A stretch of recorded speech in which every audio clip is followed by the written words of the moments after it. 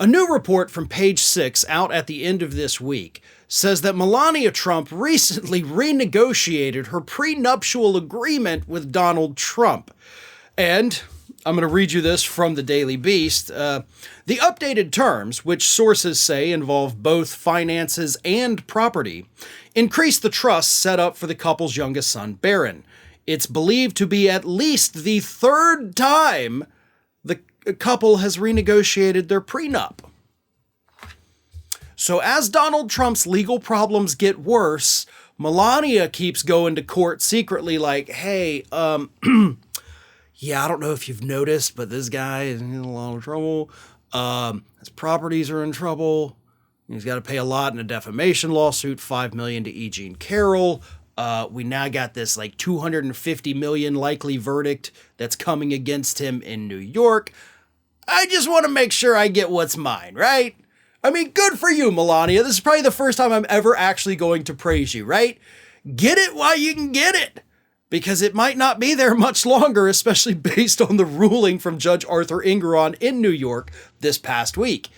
So Melania sees all these things coming, and she's like, oh, hell no. I'm going to get mine. Like, I've been put through the ringer with this SOB.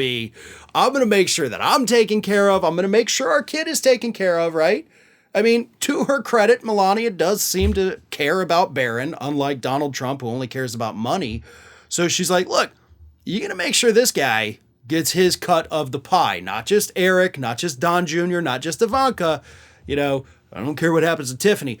You got Barron over here. You better put more money in his trust. And let's renegotiate some of these properties here, too. So there's really two distinct possibilities here.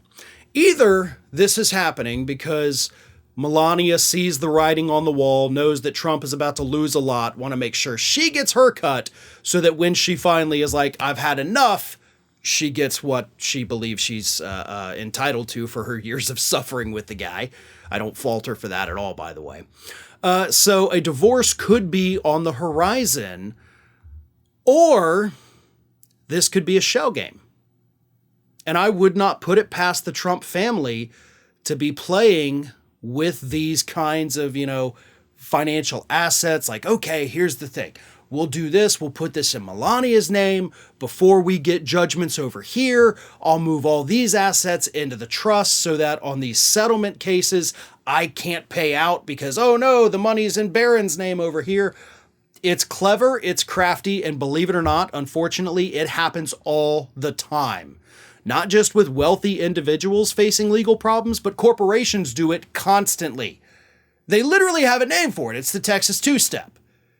They go out there, they have this one entity that has all of these liabilities and also all of the cash. So they spin them apart, create a separate little shell company here, put all the liabilities over here, but keep all the cash over here. Then they're like, oh no, we can't pay you here. This company did all the bad things, even though it's only existed for like 5 days on paper, but they also have no money, so they can't pay you.